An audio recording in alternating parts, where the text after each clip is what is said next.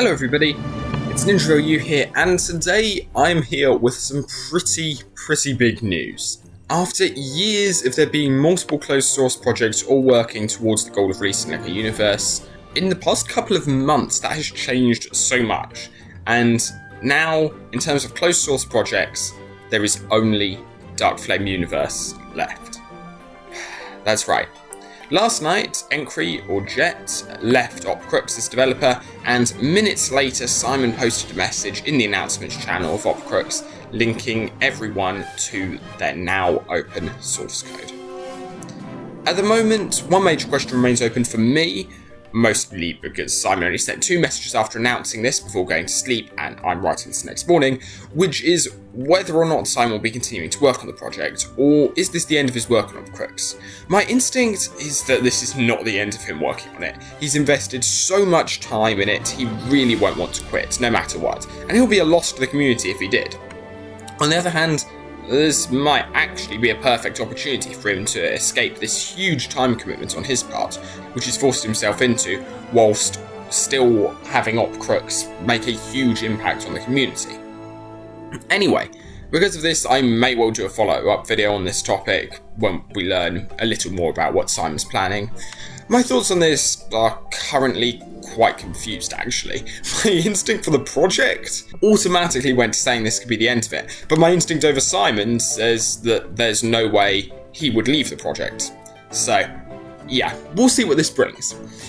But there are other ripple effects which I would definitely expect from this. First, and pretty hugely, we've got another open source server on the scene. From a development standpoint, I don't actually know how many new developers this will bring in, since OpCrux was already very open to new developers and new members of the community becoming developers, but what this does mean is that we're going to have a huge influx of people trying to run OpCrux, most of whom will probably be unable to do so. Its setup is significantly harder than Uchu, and a limited amount of the community has been able to set up Uchu compared to earlier projects like Willis.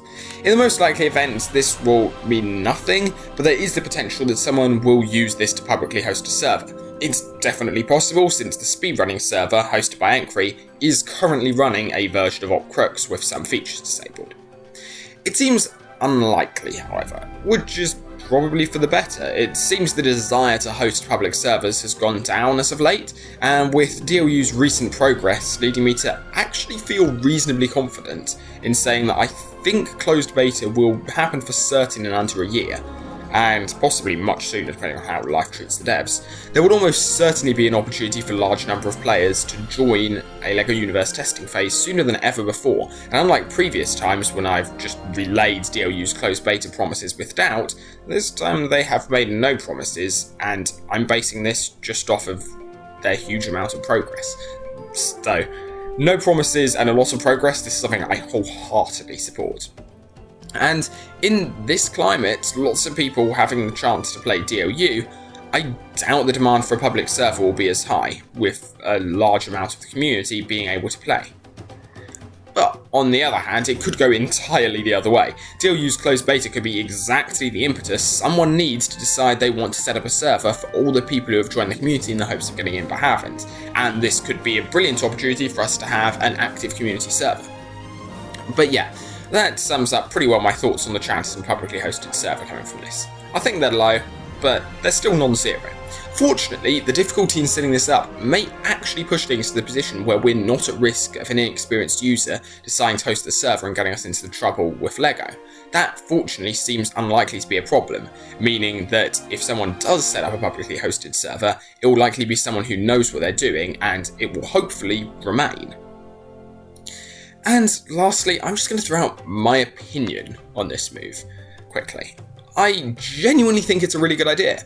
Back in the days when OpCrux stood alongside DLU, Uchu, LCDRU and Willis, it seemed as though it was trying to follow in DLU's footsteps to a large extent, with a very linear testing phase planned which wouldn't have shown off any of the stuff that it was doing better than DLU.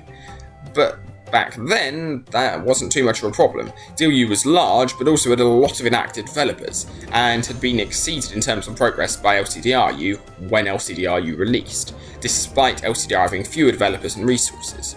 In other words, although DLU was at an advantage, it was definitely possible that another project could be ahead and release before them, and contribute something different to the community.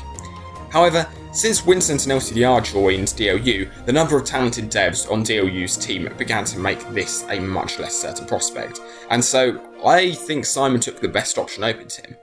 In making Operation Crooks open source, it finally feels like OpCrux is no longer trying to simply follow in DLU's footsteps, but is carving out more of a path for itself. Practically, I don't think we'll have many people self-hosting OpCrux instances, and I don't think we'll get any new developers from this. So, unless this results in Simon taking a break from the project, this might not change a whole lot practically now. However, in terms of the direction Operation Crooks is taking, this is going to be something totally new, and I'm excited to see where Simon plans to take it, as well as being insanely pleased that it's stepping out from DLU's shadow. It also means that, in terms of public perception of closed source projects, finally the majority of people who think DLU is the only closed source project will actually be right. In terms of where OpCrux could go, I've discussed in the past that I think a publicly hosted unfinished server in the current climate would probably result in people losing interest in LU rather than being hugely excited by it. But Simon has some cool tech at his disposal in terms of OpCrux's code and features he's implemented, and so I definitely think if he chose to host a public server, there's a lot of stuff he could do to make it fun, rather than simply relying on the standard linear LU gameplay, which would have a tendency to disappoint people.